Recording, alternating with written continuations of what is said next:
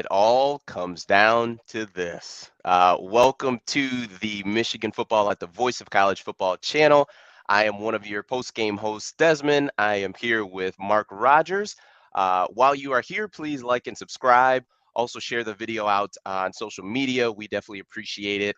And also visit Mark's main channel, The Voice of College Football, where he is constantly and consistently streaming and putting out content in regards to football. We've got Big Ten, SEC, Ohio State, Michigan, quite a few different channels. So please contribute. There should be some description where you can contribute to the show. We definitely appreciate it. And yeah, like I said, like and subscribe. So, Mark, how we doing today?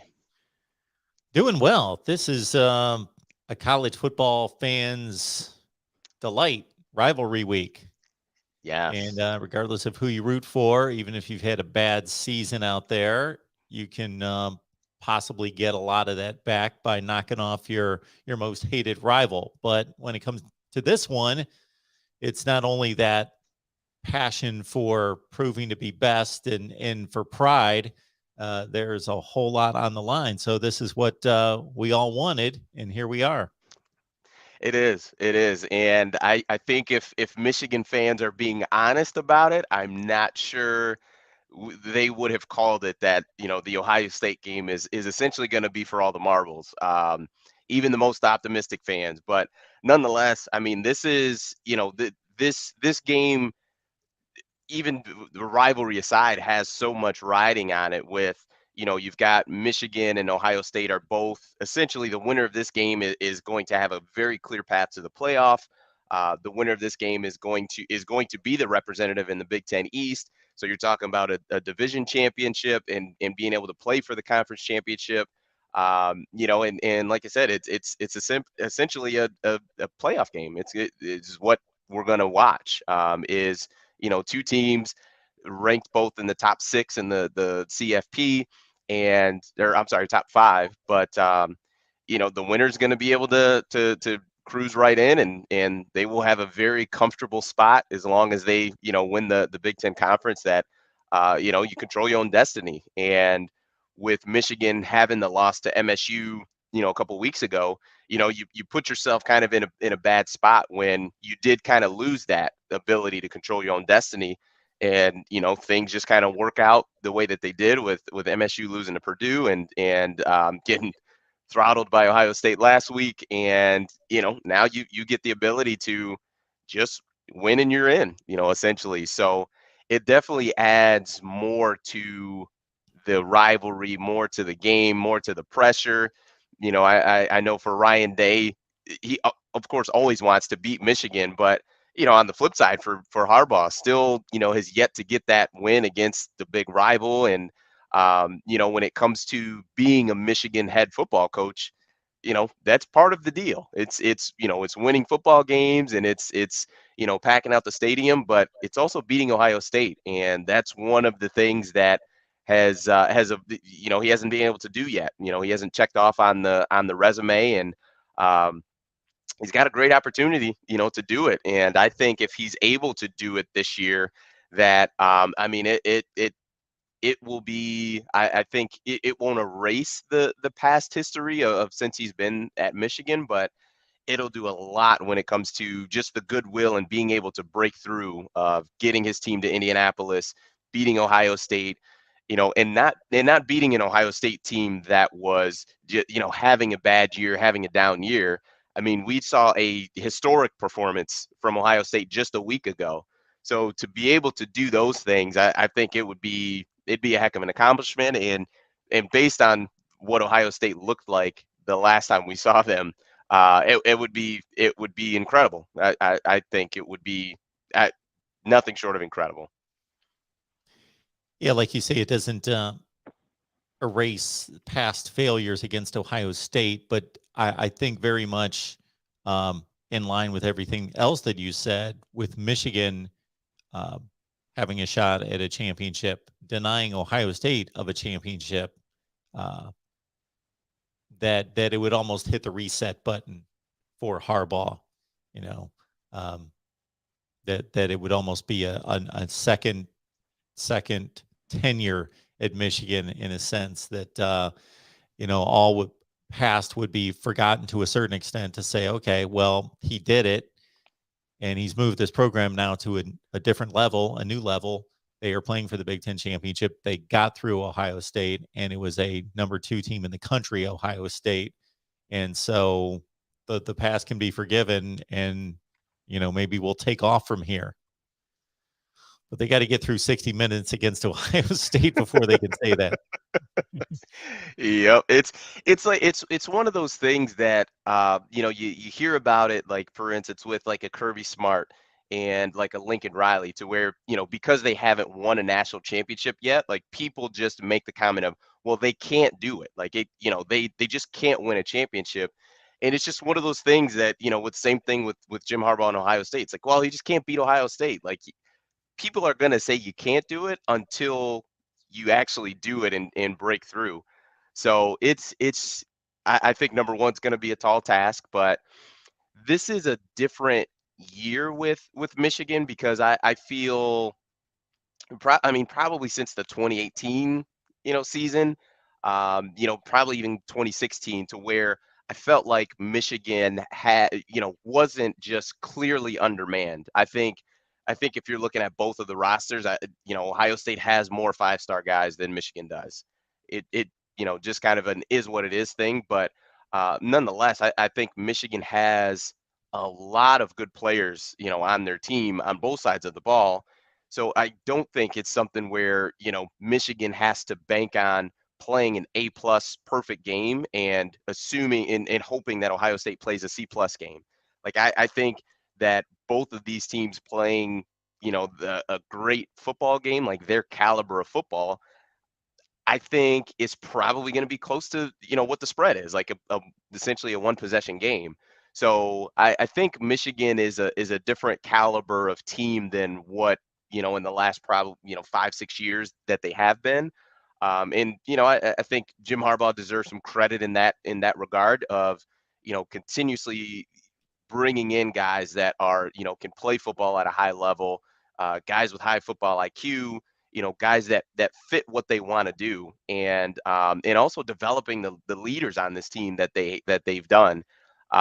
We talk at really every Wednesday. We're here, and I talk about how the Michigan team, how they come out every week. It's been very consistent that the leaders and the coaching staff has made sure that they've come out with the proper amount of energy and focus, week in and week out. And that's important, and you'd like to think that that trend will continue, against Ohio State, because I do think that'll be an extremely important to make sure you do come out, with energy and you're executing at a high level, because as we saw last week with Ohio State and Michigan State, that if you fall asleep, and you're sluggish early on, Ohio State can put up 4 touchdowns in 4 drives. Like they're that explosive on offense, and especially when they're clicking. So they've done a really good job of coming out, just focused, coming out with energy, and really executing at a high level early on. And I think this game, probably more than any other outside of the Michigan State game, will be absolutely critical that the guys come out focused and just ready to rock from the moment that the ball is kicked off. I will say my perspective pretty much mirrors yours. The way I state it may sound a little bit different in regards to the caliber of these two teams as I see it, would be that I do think that there's not a substantial talent gap. I think that Ohio State has a decided edge. I'll call it that. I wouldn't call it an edge, even something in the middle. Where I think it's. I think anybody that watches football and knows the two programs and the two rosters and watches the games and pays attention can see that Ohio State's better, but we see who knows how many games every week in college football where the better team doesn't win. So I do think that if both teams play, you know, much to what you just said, if both teams play an A plus game or a C plus game, Ohio State will win. Ohio State has to give them something, has to give Michigan something. I would think for Michigan to win the game, but it's not a puncher's chance kind of miracle situation at all. Not even close to that. I think Michigan's got a very, very solid chance. I would be interested, any Michigan fans in the live chat, if you want to be honest about your confidence level. I would love to see you rate your confidence level going into this game. That would be, yeah, that would be interesting. And I actually watched the Ohio State stream that you had on earlier today, and before we even got started, we kind of talked about it of seeing, just the way that the game has ended up the last, 10, 15 years. It's gone Ohio State's way. I think it's what 17 out of the last 18 years is gone Ohio State's way, and the last couple have gotten worse and worse for Michigan, and even with that there's still some reservation from the guys on the Ohio State channel with the game, is that there's not the uber confidence to where they are just like, oh yeah, we're going to throttle them, and we're going to blow them out, no big deal. There is still some reservation, just because it's football, it's college football. I mean, we look at just week after week, like you had mentioned in our stream, I think a week or two ago, that you can almost just guarantee it that about 20 to 25% of the top 25 teams, there's going to be an upset. So that happens. It happens quite a bit, and even with some of the teams that do win, there it still is a closer game than you'd like. Like I go to the Kansas Oklahoma game. Like, Kansas had no business being that close with Oklahoma, but they did. And that's college football. And when it comes to really the elite programs, that's the challenge that you have as a head football coach, is making sure you have 18 to 22 year olds mentally focused and dialed in, and not going back to really what's just human nature of, oh, we're ranked number 5 and they're unranked and have lost 5 games already. Oh, we got this in the bag, and it's very difficult thing to do, and that's why with the elite coaches of the Nick Saban and Ryan Day and Dabo Sweeney, that those guys deserve credit, because it's a really difficult thing to do, to have young men at that age consistently focused on what the immediate task at hand, and not having the fall off of the Oklahoma Kansas kind of battle, or the Purdue who seems to knock off every top 5 team that they play. So it's a very difficult thing to do, and you have that, and then on top of it also a rivalry game where absolutely anything can happen. It just adds more to the pot, to where you almost have no idea what's going to happen with anything. So it's um it's interesting. I see blank name has a confidence level 20% chance of victory. That's interesting.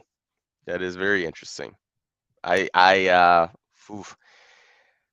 I don't know where I would be as far as that gauge. I would probably say I'd probably be closer to like 40%, because I think, as you like you said, it's not a puncher's chance. Like, you just need a couple things to go your way. Like, I think, like if I said that the D line is going to get 3 sacks in the game, like, I don't think that's crazy and out of the realm with Aiden and Ojabo and those guys.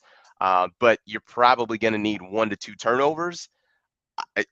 Is kind of what I think, if you're looking to win the game, and not that that's so difficult to do, but just Ohio State overall hasn't shown the tendency to turn the ball over a lot. So I think that's where it's going to be a little difficult. But I think 97 and 55 are going to be the keys to Michigan getting a win. I think my thoughts on the game is going to be the offense is going to be what it is.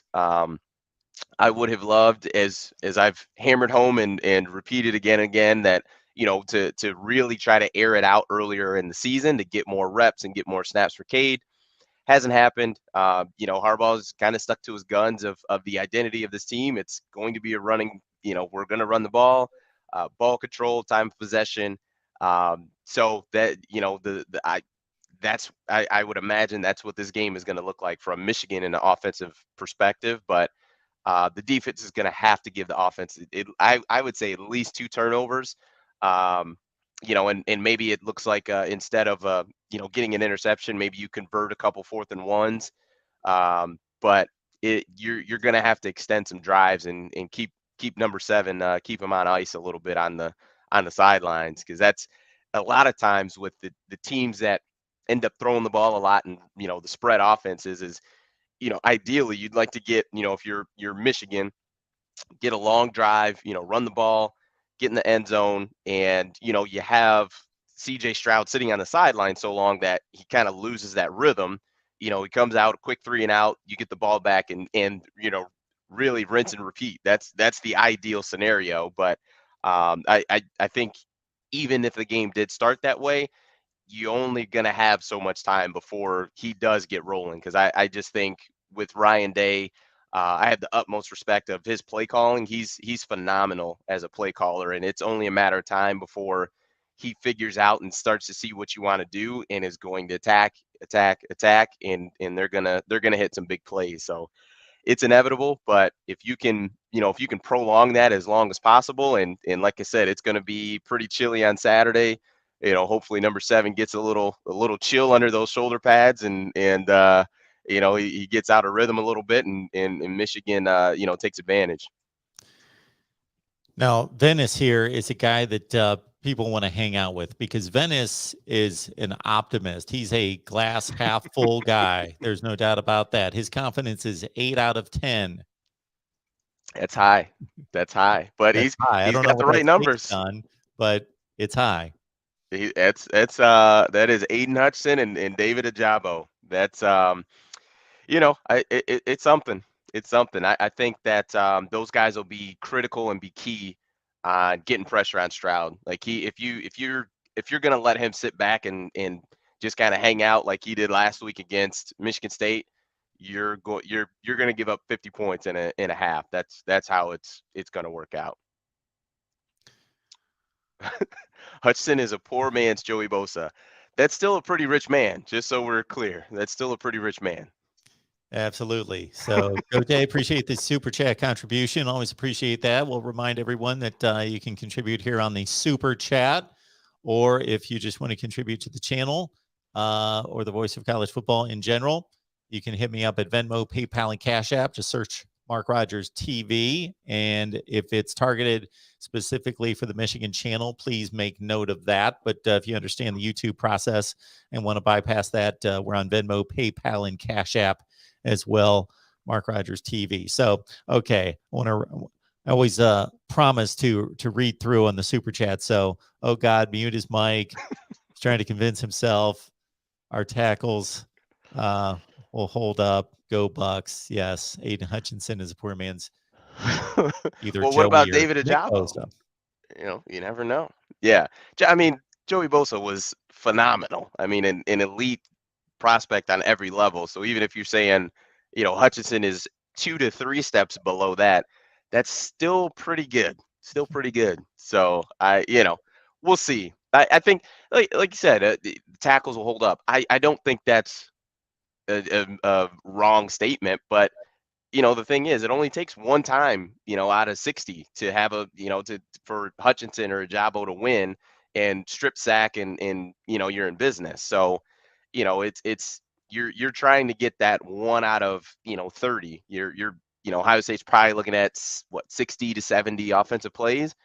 I'm looking to win, for those guys twice out of 35 times, and it's just a big play. It's a strip sack. It's a fumble, it's an interception, because of pressure. So it's not, that a lot of times with games with teams that are both really good, it comes down to one or two plays. Like it does, it's not always, uh, you know, 15 plays that are the difference. A lot of times it's really close, but it's a guy who gets that strip sack, or makes the quarterback a little nervous, and he throws it before he's ready, and interception, and you're rocking and rolling. So, that's my thought on it. Yeah, I do think in addition to that, the big plays that uh, part of the Michigan formula would be for those guys to get close often, to disrupt, to make Stroud throw off platform, to crowd him, not allow him to step up, not allow him to, follow through, just make him uncomfortable and not stand there back there and pat the ball 4 or 5 times before he picks out one of those three receivers and who's open by he's only open by 4 yards, he's open by 8. I'm going to throw it to him because those guys get open by more geography than just about anybody I've seen. Yeah, I saw a poll on Twitter, and it asked who had the best wide receiver trio, and it was this version of Ohio State. I believe it was the 2019 LSU receivers with Terrence Marshall, Justin Jefferson, and Jamar Chase. I think the 2020 Bama guys might have been in there, so that would have been Devontae Smith, Jalen Waddle, and who am I missing? I John think, Mechie. yeah, Mechie. And I want to say there was another one in there too, but these guys are special. These guys are track stars. You definitely can't let these guys get one on one on any safety, any corner. Um, Even for is much respect as I give to Dax Hill and as good of a player as he is, I still don't think that's a matchup as far as one on one and especially down the field. It's just not a good matchup. These guys are really talented, especially Chris Olave. I think he's really really good as far as route runner. He had a catch against last week against Michigan State that was I think it was CJ Stroud's like the record breaking 17th pass in a row or something like that. But it was a ball he caught at like the 2 yard line going out of bounds. Yeah, And it was just unreal. Like the yeah. concentration that you need to make that, the hand eye coordination. It's just like, man, this he's really good. So it's going to be key for Mike McDonald to keep those guys as much as he can in front of you and just making sure that those routes take time for those guys to get open and hopefully you get more time for Hutchinson, Ojabo, Morris to get home. But those three guys are special. Those are three NFL wide receivers. And then I believe is it Julian Fleming is Yes. I think freshman. I mean, and that's another kid who's crazy explosive. I don't think he's quite ready yet to handle a number one receiver workload, but as far as just being explosive, he's there too. So it's they definitely don't have any shortage of talent on the outside. Yeah, Fleming was the number one rated wide receiver coming out of high school as well. So, yeah, he will have his shot at some point and caught his first career touchdown last week against Michigan State. Who did not catch a touchdown last week against And Michigan? this is the last thing I will say before we bring in Tony Gerdeman from Buckeye Scoop is going to join us right now. Is I know that the Michigan State secondary is bad. I get that, but I think the numbers are out of whack in this way. Everybody cites total yardage, so they have the worst pass defense in the nation based on total aggregate yardage. Okay. Miami threw it 59 times against them, Indiana 52 times. You can go down the list. Purdue 54 times. Everybody throws the ball against them. So if you just look at yards per attempt, which I think is a much better measurement of what type of yardage you're giving up per pass attempt, Michigan State was only 34th in the country in pass defense per pass attempt. So they weren't awful in any such way, but just I still can't get over 49-0 at halftime with 500 yards of total offense at halftime against a team that's ranked number 7 in the country. And they may not be quite that good, but I'm pretty confident they're a top 15 team in the country. Yep, agreed. Uh, Yeah, that was impressive. I think I want to say the LSU playoff game, I think was the last score we saw like that. I think they hung like 55 on Oklahoma, I think in that first half with Joe Burrow. I Like think they were at 49 as well. was it 49? I tend to remember It was these a things. I lot. think it was 49-14 at half in that playoff game. Yeah, same type deal. Just ravaged them. Yes. We are happy to be joined by Tony Gerdeman from Buckeye Scoop, who's checking in to give the Buckeye side of things. We want to remind everyone that we do an Ohio State show every Wednesday with Tony, Kevin Noon, and Steve Hellwagon. So check out whether you want to root and cheer and be positive, or you just want to come in and scowl and troll. You can do that. As like we've got Ohio State fans here, I've seen counter predictions going back and forth. And so we can imagine what those are all about. Tony, how you doing? I'm doing well. However, I just came back from Target, so if I'm a little out of sorts and look like I've been through a war zone, it's because I kind of have. Rough time at Target. Uh-oh. It's close to the holidays. I could only imagine what it looked like there, and and especially Christmas coming up. So I know they had Christmas decorations out and all that jazz. That's kudos to you for making it out of there alive. Kudos to you. That last minute dash for tomorrow. Yeah. Get some mashed potatoes and whatnot, and it's serious in there, man. Yeah, remember that next year. Go 2 days before. Yeah, if you need to get something at this point, just sacrifice it. It's too late. It's too late. Just let it be. Mentally, you'll probably feel better that you didn't go to Target and have to deal with that. Because now I'm dealing with, I had to push like 3 people over to get the last mashed potatoes. That's not easy to accept. Yes. Tony went into his Mayan Williams thought process and just bowled people over. Oh man, that's interesting. No, but I've been watching. I've just got home and was watching some of this, and I agree with what you've been saying about Michigan and the defensive ends and all of that stuff. I went back while you guys were talking and looked at the Penn State game. Michigan sacked Penn State 7 times, forced 2 fumbles. Penn State recovered both of those.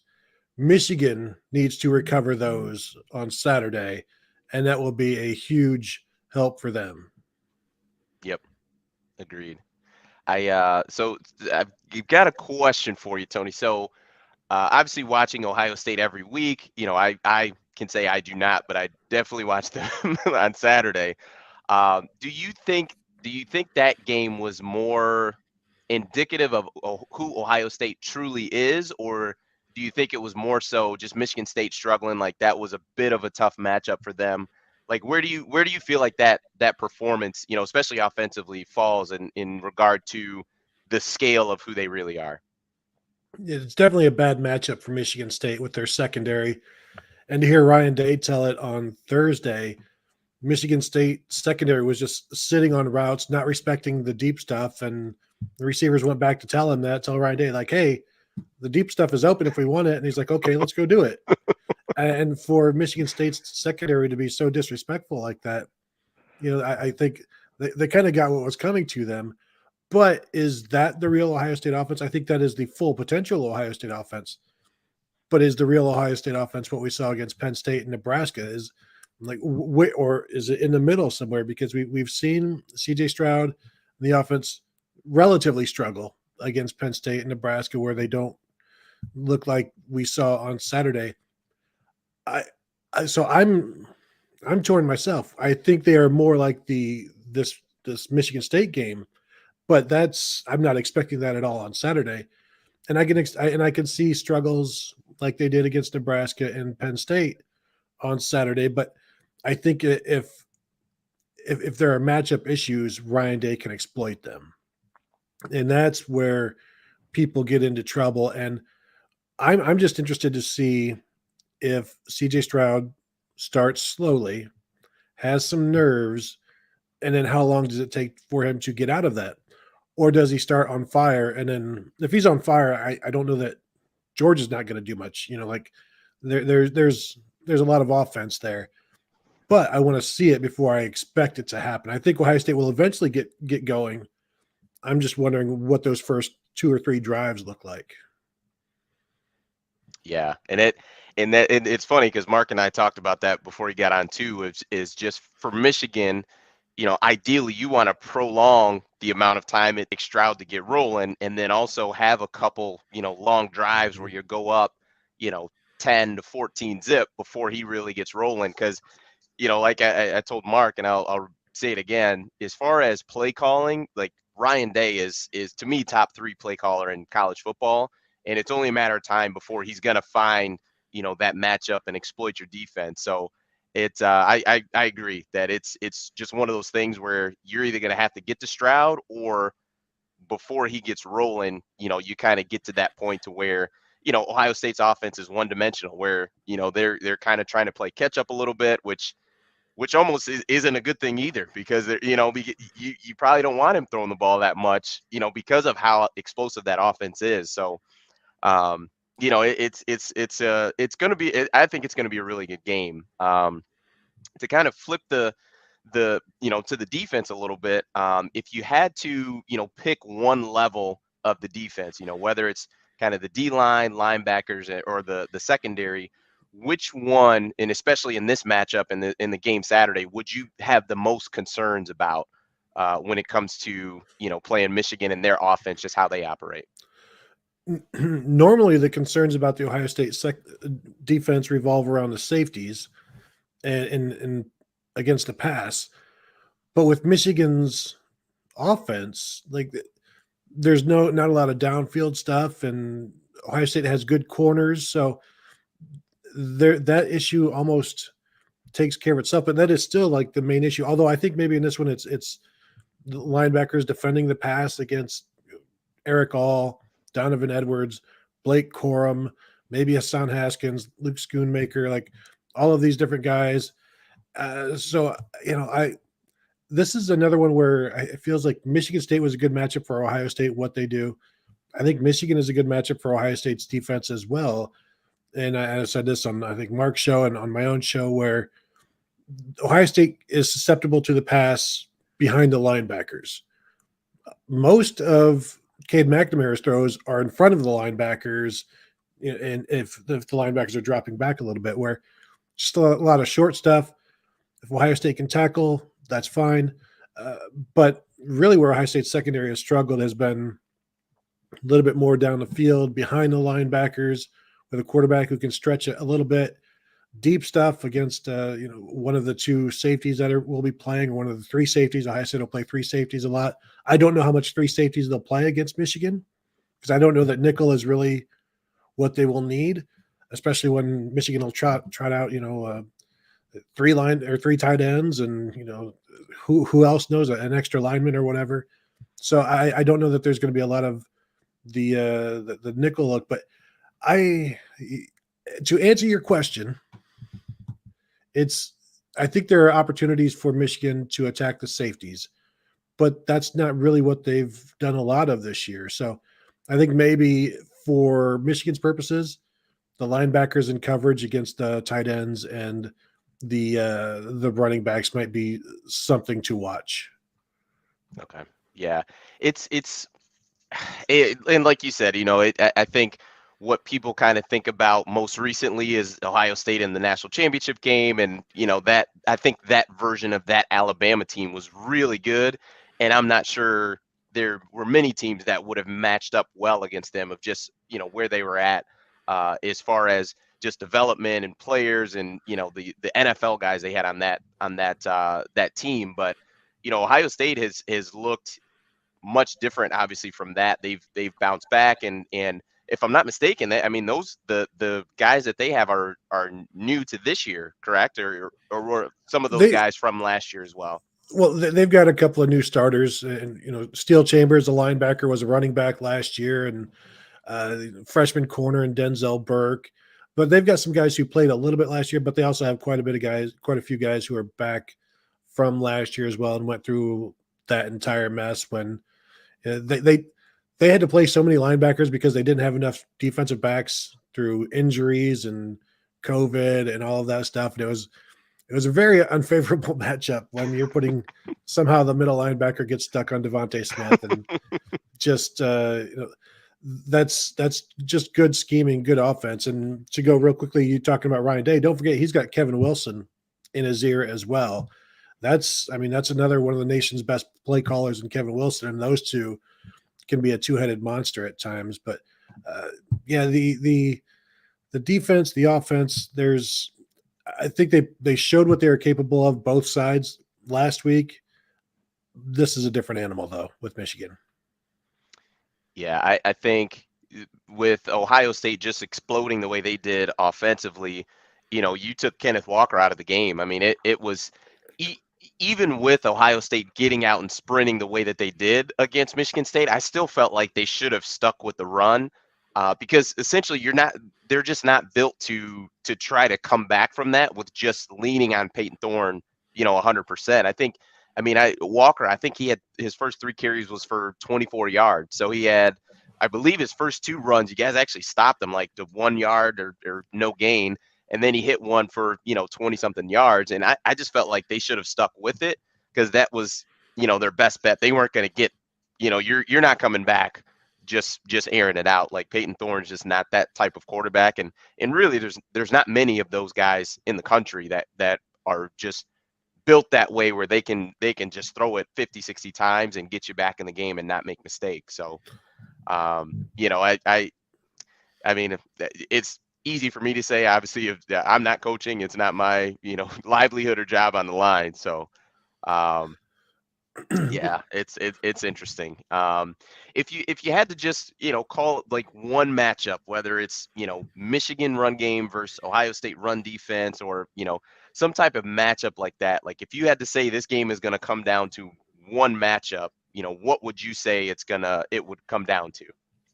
I think if Michigan can run the ball, that poses problems for Ohio State, and Michigan's running game hasn't been great of late. But if they can continue to, because if they can run the ball, then Ohio State's going to be on the sidelines. The Ohio State offense will be on the sidelines. So it causes several issues for the Buckeyes. One, it keeps the ball moving, it keeps the defense guessing. Two, it keeps the Ohio State offense off the field, and feels like the fewer possessions that you can create in this game, that Michigan can create in this game, the better for Michigan. And I think that starts with the running game. And they have not been great. And if they're somehow better than what they've been of late, like, because right now they're listed number 2 in the Big Ten in rushing. But if you just look at Big Ten play, they're 50 yards under that number, 50 or 60 yards under that number. And they're like 5th or 6th in the Big Ten in rushing. And their average drops almost a yard per carry. So if Michigan is better than their average in this game, that would be significant to me, because Ohio State has one of the best run defenses in right now in the nation in terms of yards per carry, and they're going to bring that to Ann Arbor. And Hassan Haskins is tough as heck. He's a pile mover, not necessarily a make you miss guy.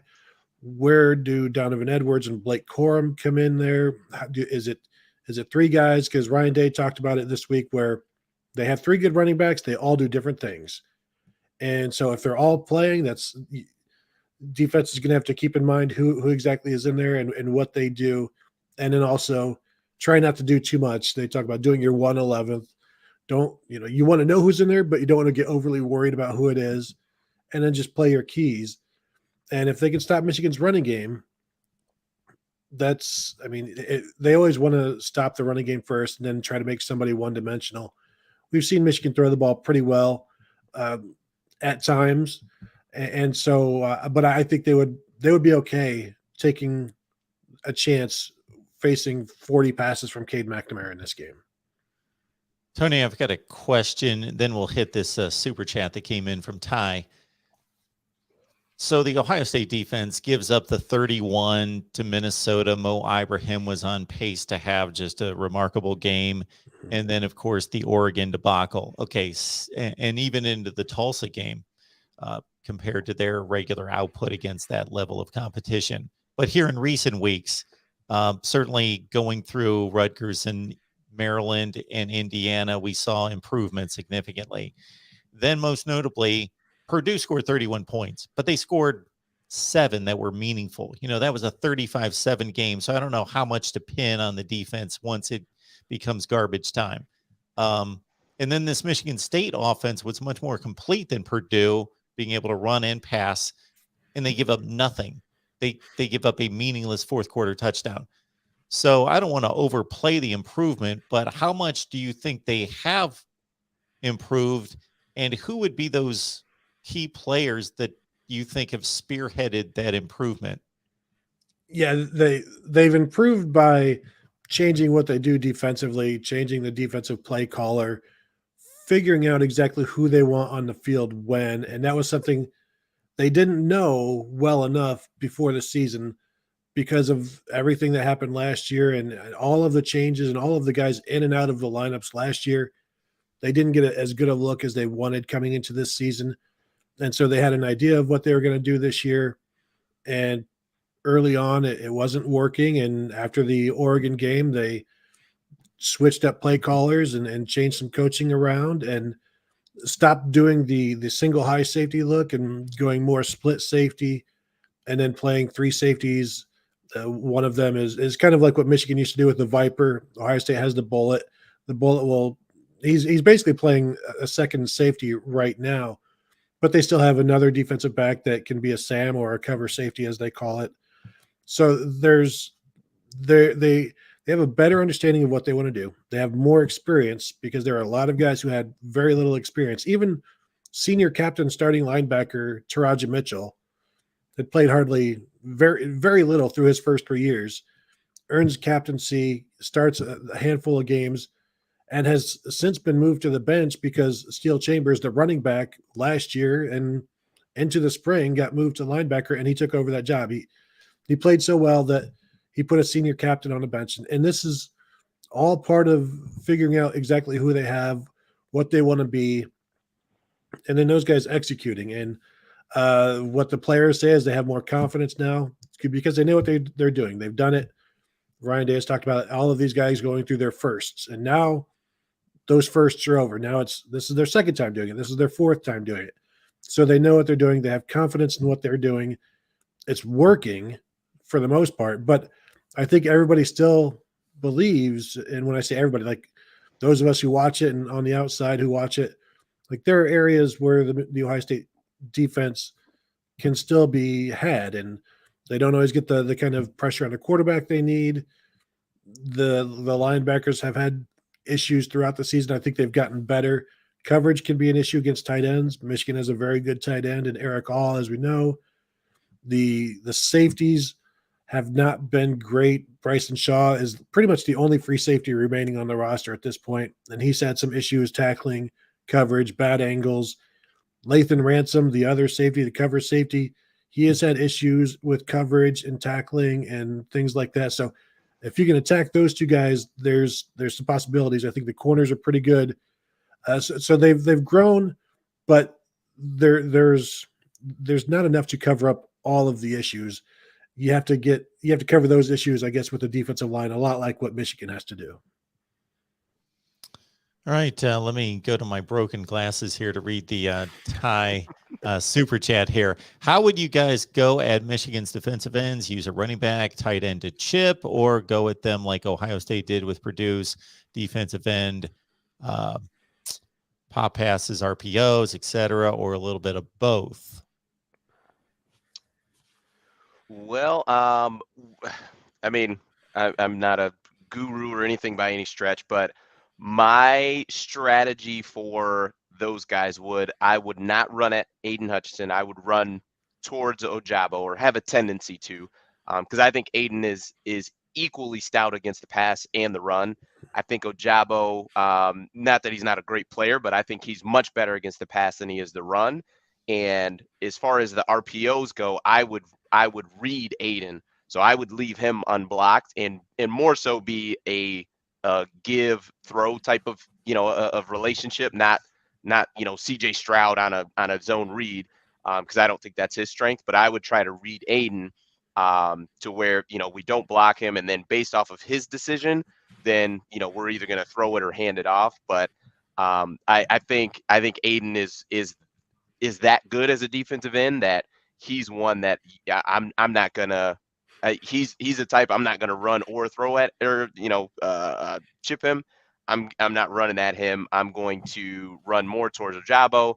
And then if I do want to go at Aiden, I'm gonna just try to put him in conflict best I can. But I he's I mean I saw a play last game where he on a just a bubble screen, he made a tackle on it. So he's a talented player, but that would probably be my strategy when it comes to those two is that's probably how I would try to attack them. Yeah, I would say all of the above. You can't just keep doing one thing because then they'll eventually get it solved. And the quick passing over their heads works sometimes until they start batting it down or batting it up. And so, really, it's like I would chip as much as possible. Keep somebody, send a running back that way, take him out, and just make it difficult on them as much as you can. Now, Ohio State has the best pair of tackles they will have faced this year, and Nicholas Petit-Frere and DeJuan Jones. So that has been an advantage all season for them, but they have not faced anybody like these two. And I know people say, well, George Karlaftis is great. He came into that game with 3 sacks on the season.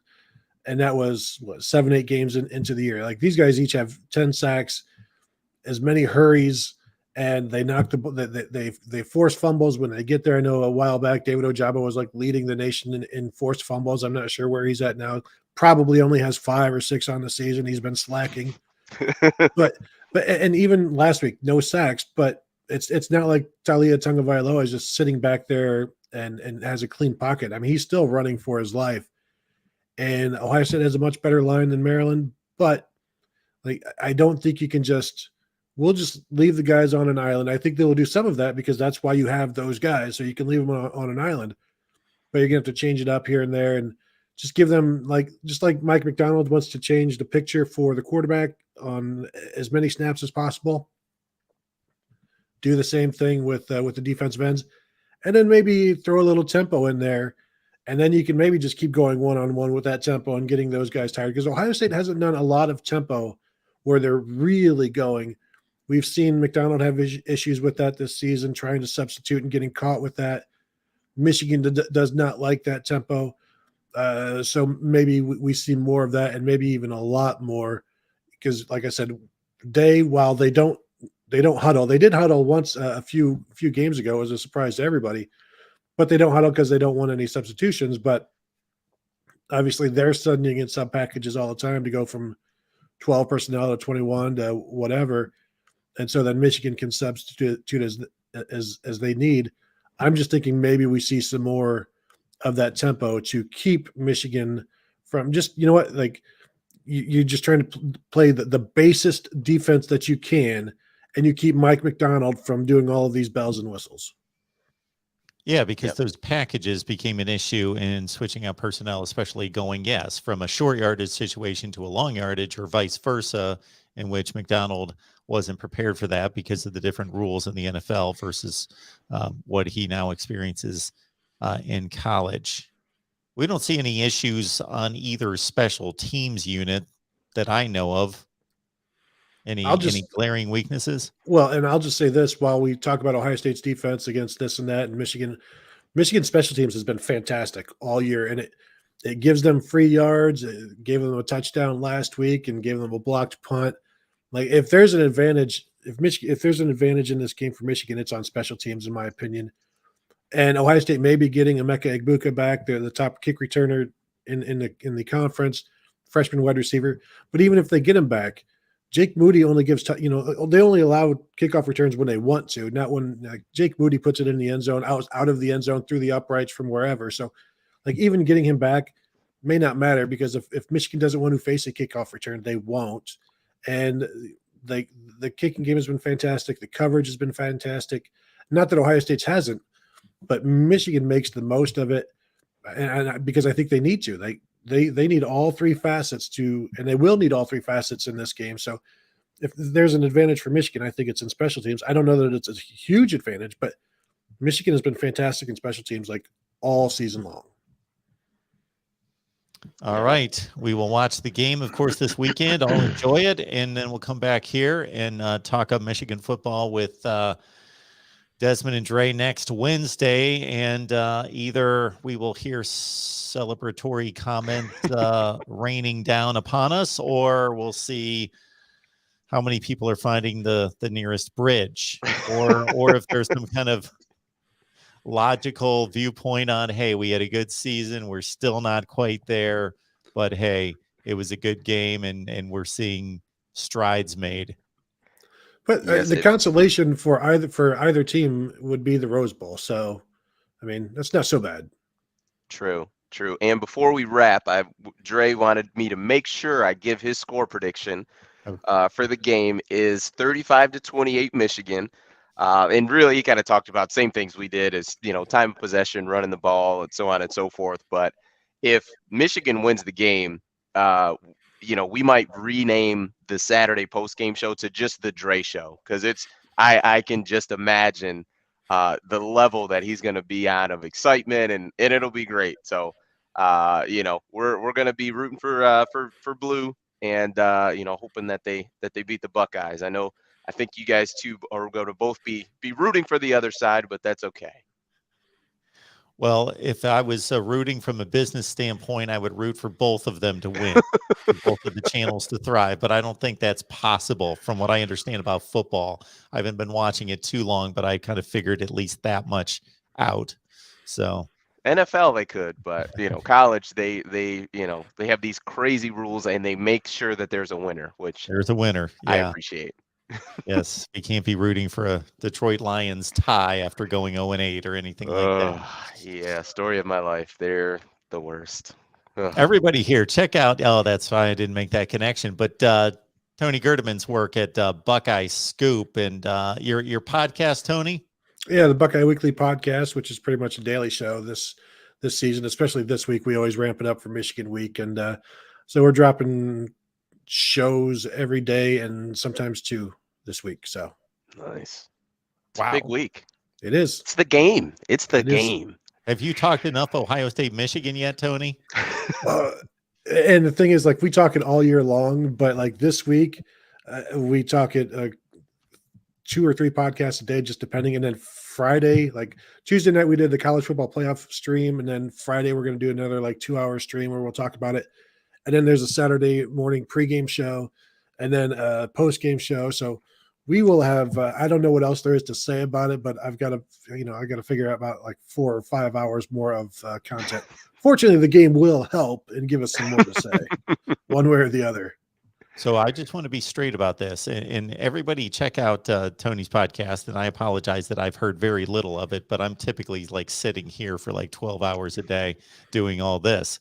But we could pick out a random week in May, let's say.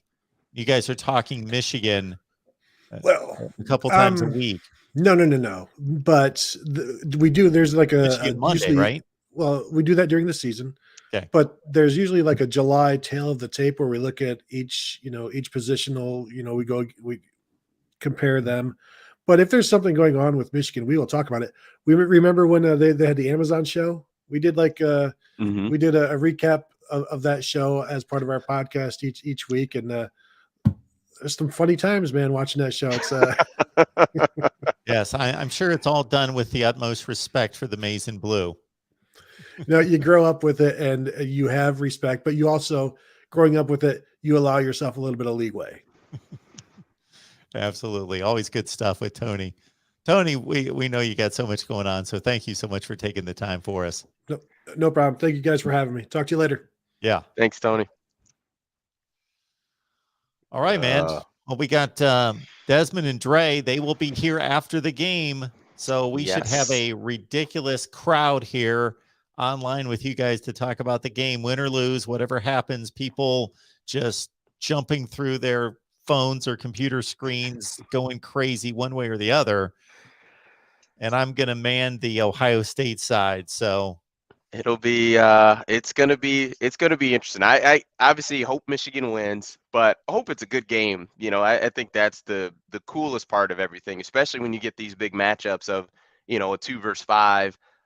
That's just, it's huge. It's big. And it's so interesting because I saw on Twitter, people were talking about expanding the playoff and that the number one and number two teams in basketball played last night and no one had any idea. And they're like, if we expanded, it wouldn't be, like this, a bunch of stuff. But nonetheless, it's rare that we get a 2 versus 5 matchup and that it's in the rivalry game. And there's just so much on the line that you just couldn't ask for anything better, and especially for the team that comes out ahead, that just to accomplish so much, even for a team like the Buckeyes who have been to the playoff multiple times and won the Big Ten, like even still, them winning this game would be a huge accomplishment, and especially for Michigan as well, not being able to beat Ohio State in Harbaugh's tenure. So a lot on the line, and it's going to be awesome. I'm not going to do the math right this second, but Ryan Day will lose a Big Ten game sometime. It's going to happen if he stays at Ohio State. I don't know if it's going to be year 4, year 7, when he's going to lose a Big That's Ten so game. crazy to think about. That's crazy. Oh, And the man. other, my angle on this rivalry, which I could talk about for days and days and days on end, would be that I know that the magnitude has been amped exponentially by the rankings and by the one-loss status for each team, playing for, of course, an appearance in the Big Ten championship game, and everybody's thinking playoff. But I got to tell you, having grown up in Ohio, grown up a Buckeyes fan, and watching this game, I shouldn't date myself, ever since 1976, that it really doesn't matter to me what the records are. Like, I can go through history, and there have been Ohio State teams that were 4-6, and this game was just as big to me. Mm-hmm. Um, Oh, yeah. regardless, because it's about, as you can relate to your rivalry with Alabama and Auburn in the Iron Bowl. And there's a different dynamic there when you've got state going up against state versus everybody's crammed in one state and pick your side. I think the intensity is actually ratcheted up for that in the state of Alabama, because you got no pro sports and you've got everybody, living side by side in when I say hatred, I mean that in a sports context. So I covered the Iron Bowl, and I covered the SEC for 7 years, so I understand it. But yeah, Ohio State, Michigan, it always meant the world to me, regardless of the record. So here we And they keep go that for the another noon time. kickoff, and it's just, you get the first game. Yeah, you just can't beat it. It'll be all eyes will be on this game at noon. So that makes it even better that you get, everyone watching the first game. College game day is going to wrap up, and then it's going to be, Michigan, Ohio State. So you can't beat it. You can't beat it as far as atmosphere, like I said, what's on the line, the rivalry, the game, the tradition. It's yeah, it's going to be legit. I'm excited. Yeah, people will ask me typically every year, what time, people that aren't locked in on college football or the game, what time's the game on? I'll say they play at noon every year. Mhm. No It's change. reserved. If you look at a college football schedule in the middle of the offseason, do this some time in the middle of June, go to a college football schedule, and there will typically only be 2 games that are already scheduled for their time slot, and that's Army Navy on CBS when nobody else is playing. They'll play the week after the conference championship games, and Ohio Mhm. State, Michigan will have noon next to it already. Wow. I knew they always play at noon, but I did not know that they had it, reserved and set just that far in advance. So that's yeah, it's you can't beat it. Can't beat it. Yeah. So you get to be on Twitter, if your team wins, you get to, brag and tweet the enemy the whole time while you're watching the 3:30 game and the primetime game and then for the next 365 days. So that's the bragging rights. Well, Desmond, I appreciate you and Dre being here every Wednesday and after the games on Saturday. They have done a phenomenal job, everyone. So if you want to catch some Michigan football talk after the game, and if there's a Big Ten championship game and on through a possible playoff or bowl game, then these guys have done an exceptional job and are fun to listen to. So lock it in here at the Voice of College Football Michigan. All right, sir. Well, you have a happy Thanksgiving. Yes, happy Yeah. Thanksgiving to you as Yes. well, and to all our subscribers and everybody tuned in the live chat. Happy Thanksgiving. Hope everybody has a safe holiday. Enjoy your family, get lots of food, and enjoy yourself. Enjoy the holiday, enjoy the food, and maybe the Lions get a win. And we will see you on Saturday. Sounds good.